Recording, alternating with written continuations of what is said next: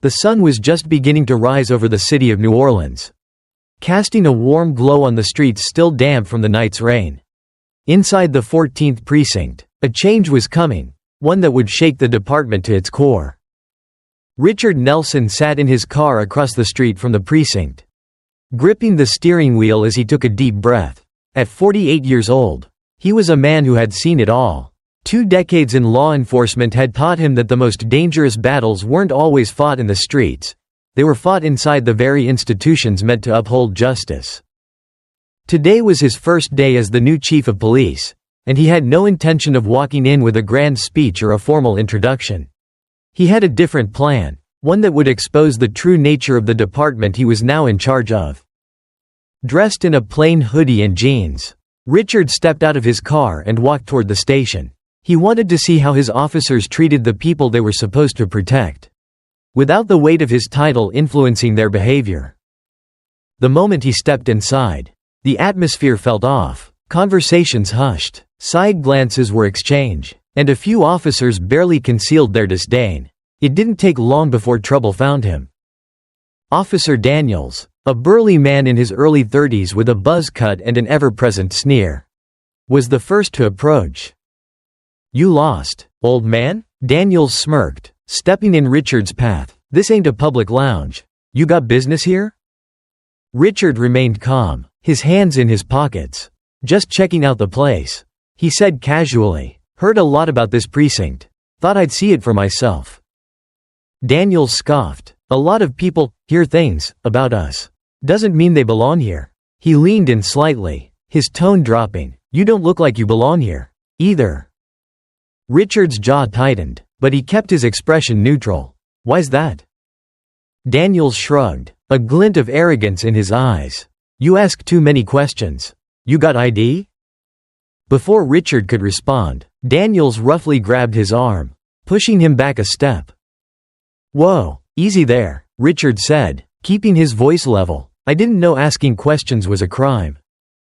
Daniels grinned, clearly enjoying the power he wielded. "Depends on who's asking." The tension was thick, and a few officers nearby watched with amusement, making no move to intervene. But not everyone was entertained. "Daniels, knock it off." The voice belonged to Captain Harris, a veteran officer who commanded respect but had long since stopped fighting battles he knew he couldn't win. Daniels released Richard's arm but not before shoving him slightly. Yeah, just making sure we don't have any troublemakers walking in here." Richard took a deep breath and exhaled slowly. "Trust me, officer, trouble's already here, you just don't see it yet." An hour later, the entire precinct was called into the briefing room for a department-wide meeting. The officers shuffled in, expecting another dull morning announcement. Daniels leaned back in his chair, still grinning. "Hope this doesn't take long. I got better things to do." The room fell silent as Captain Harris walked in, followed by Richard, now dressed in his full police uniform, his badge glinting under the fluorescent lights. Daniels' face twisted in confusion, then quickly turned pale. "Good morning, officers," Richard began, his voice steady and authoritative. "I'm Richard Nelson, your new chief of police.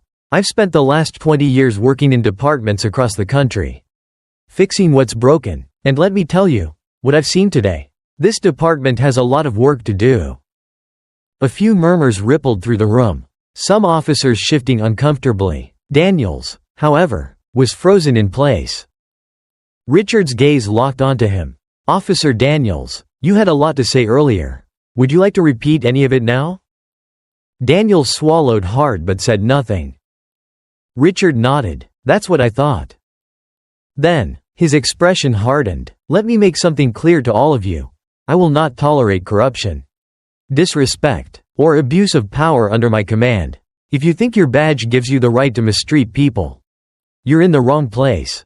Effective immediately, Officer Daniels is suspended pending an internal investigation. The silence was deafening. Daniels shot up from his seat.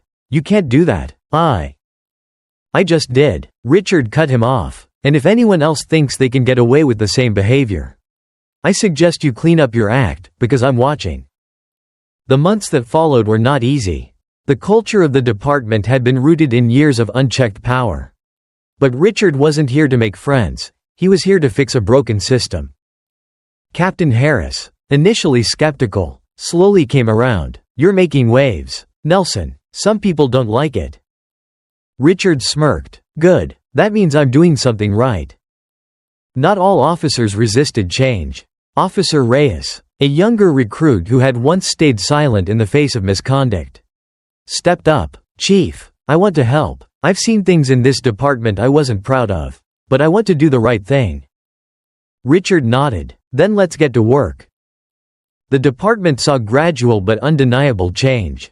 Officers who refused to adapt resigned or were removed. Those who stayed learned what it meant to serve with integrity. Community trust, long shattered, began to rebuild.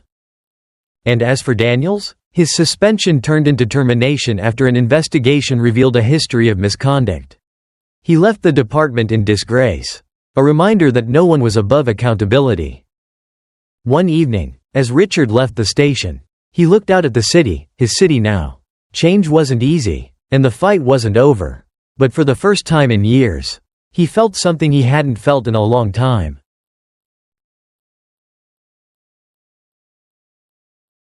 The air in Bridgeport Police Department was thick with routine and tradition. Officers moved through the hallways, exchanging nods, sipping coffee, and engaging in hushed conversations about their latest cases. But today wasn't just another day. Change had arrived, and it had a name: Richard Nelson.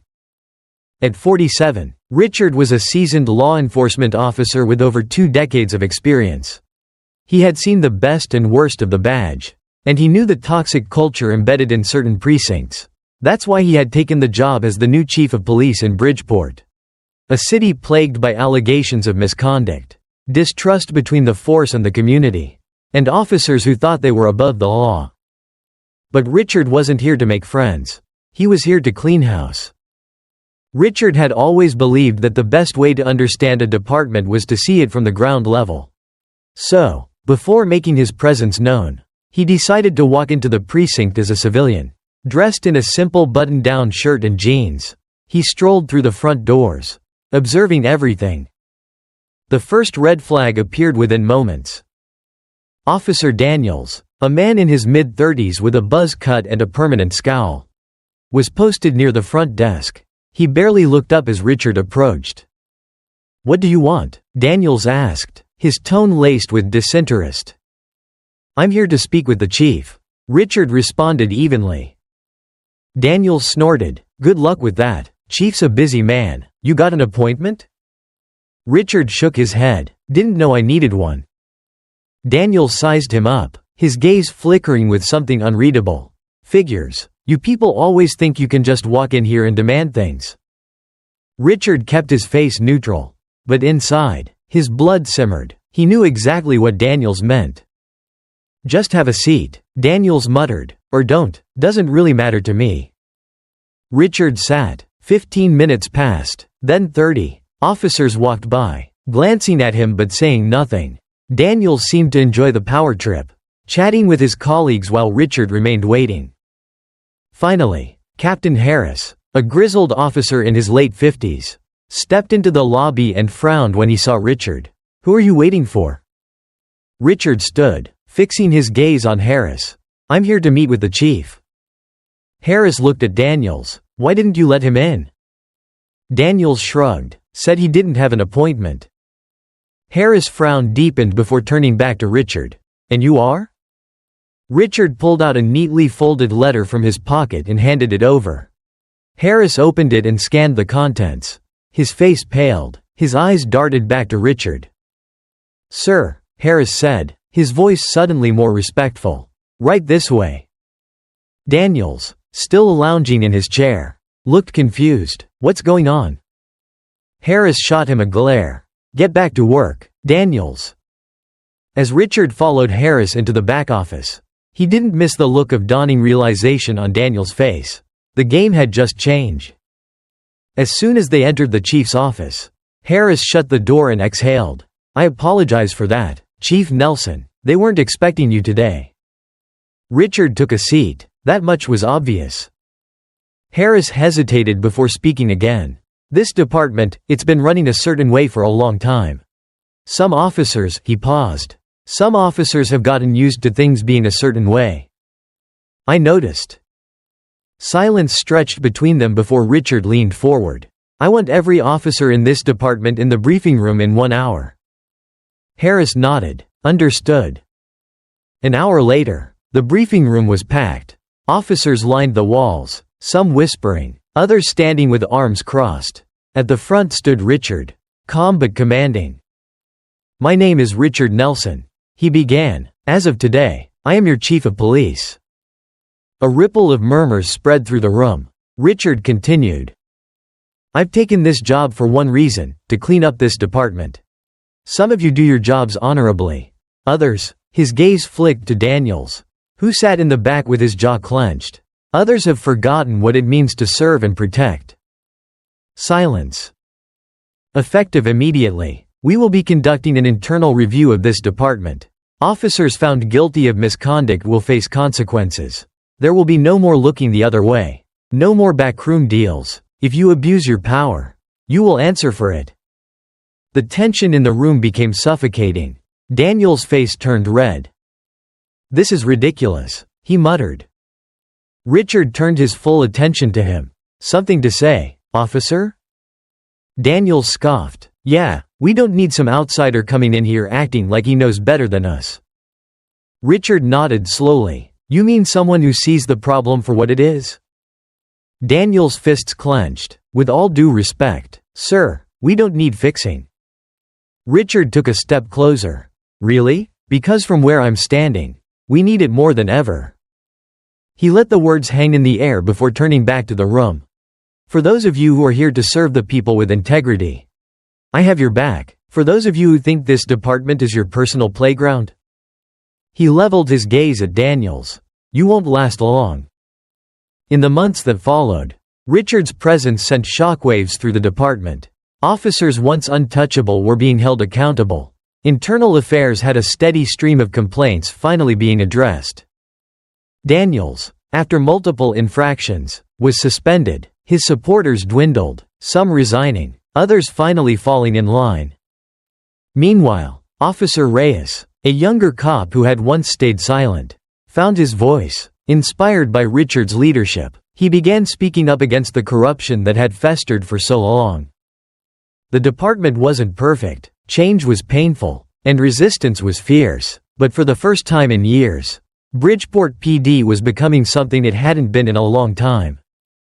One evening, as Richard left the precinct, Captain Harris caught up with him. You made a lot of enemies, Harris said. Richard chuckled. Not my first time. Harris hesitated before nodding. You also made a lot of us believe in this place again. Richard met his gaze. That's the point. As he stepped into his car, he took one last look at the precinct. It was no longer just a building. It was a battleground. And he wasn't done fighting yet.